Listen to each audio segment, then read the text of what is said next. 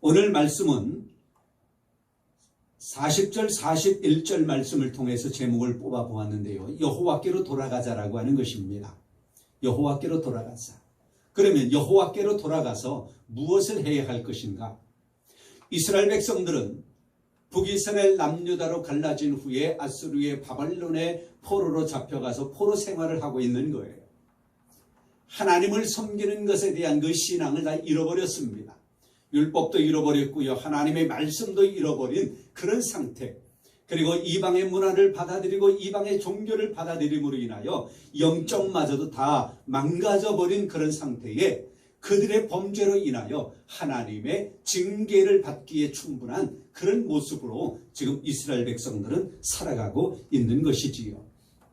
이때의 예레미야는 창자가 끊어지는 듯한, 판막이 뒤틀리는 듯한 그런 심정으로 백성들을 향하여 여호와께로 돌아가자, 하나님께로 돌아가자, 여호와 하나님에 대한 신앙을 회복하자라고 하는 그런 울부짖음을 수없이 백성들에게 보여왔습니다.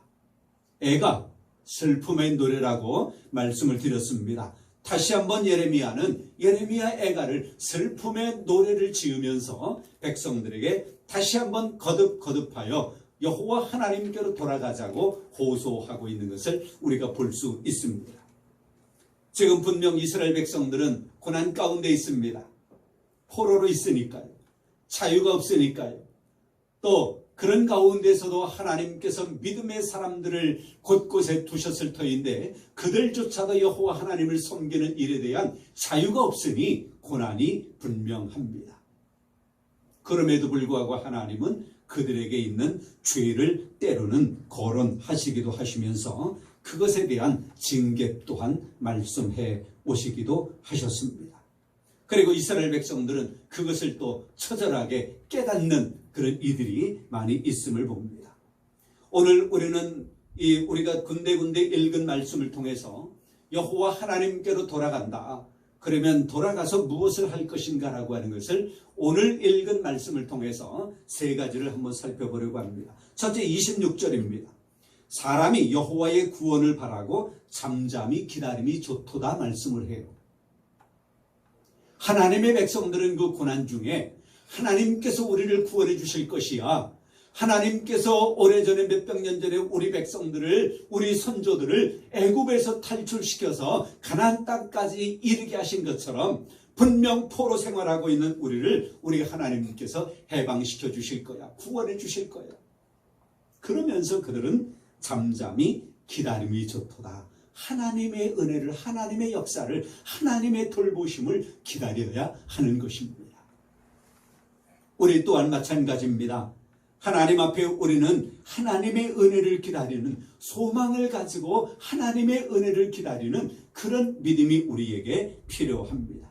예레미야는 눈물의 선지자라고 말씀을 드렸지요. 뿐만이 아니라 이 예레미야는 소망의 선지자입니다.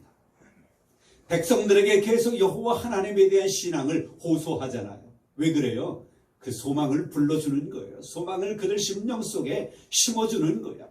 이 소망을 가지고 여호와께서 너희를 징계하셨으나 완전히 버리진 않으셨어. 돌아와. 돌아오면 회복되어질 거야. 돌아오면 과거에 너희의 조상들을 여호와 하나님께서 이렇게 인도하셨던 것처럼 광야 먹을 것 없고 마실 것 없고 그 주변에 있는 외적들에 의하여 침입을 받아야 하는 고난 가운데서도 지켜주셨던 것처럼 하나님이 그렇게 해주실 거야. 돌아와. 하나님의 신앙을 가져와. 소망을 계속 백성들에게 호소하는 거예요. 소망이 없으면 기도할 필요도 없겠지요. 소망이 없으면 노력할 필요도 없겠지요. 소망이 없다면 무엇인가를 이루기 위한 우리의 고된 애씀도 없을 것입니다. 대학교에 들어가고자 하는 학생들은 밤잠을 못 자면서 오락도 금하면서 공부하는 학생들이 좋은 결과를 얻는 기본적인 진리.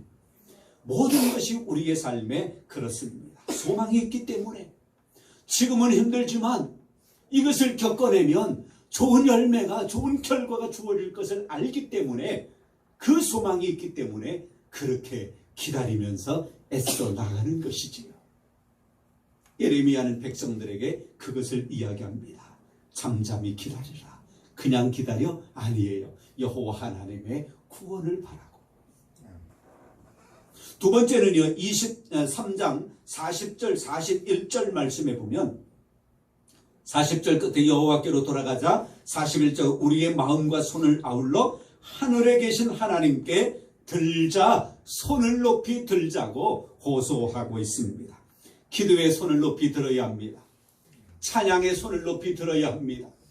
소망의 손을 하나님 앞에 하나님을 향하여 간절함으로 들어야 합니다. 그렇게 하기를 예레미야는 어떤 자세로 했느냐? 48절부터 말씀해 보니까요. 48절 후반절에 보니까 그래요. 내 눈에는 눈물이 시내처럼 흐르도다. 내 눈에 흐르는 눈물이 그치지 아니하고 쉬지 아니함이여. 그렇게 말해요. 눈물이 쉬지 않을 정도로 울면서 하나님의 구원을 바라고 하나님 앞에 하나님을 향하여 손을 높이 드는 거예요.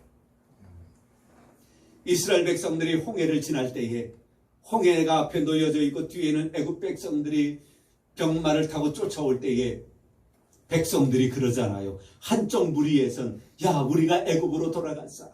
파라오 애굽으로 돌아가자.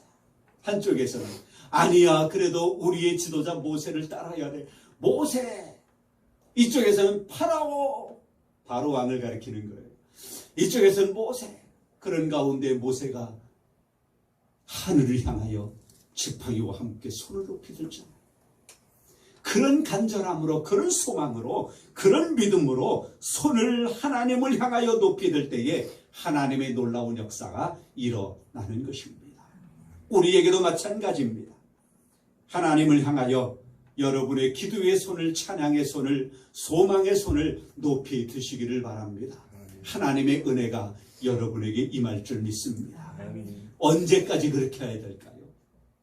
언제까지? 그것도 성경에 나와 있어요. 언제까지냐? 50절 성경을 펴 놓으신 분들은 한번 50절 읽어볼까요? 다 같이 50절 시작. 여호와께서 하늘에서 살피시고 돌아보실 때까지. 와우, 언제까지?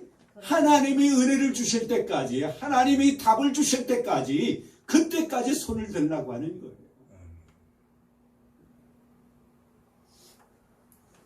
하나님의 은혜가 우리에게 임할 때까지, 그때까지 손을 들고 하나님을 향하여 소망을 가지는 거예요. 어떤 사람들은 포기해. 어떤 사람들은 내 뜻대로 되지 아니하면 아니야, 이럴 수 없어.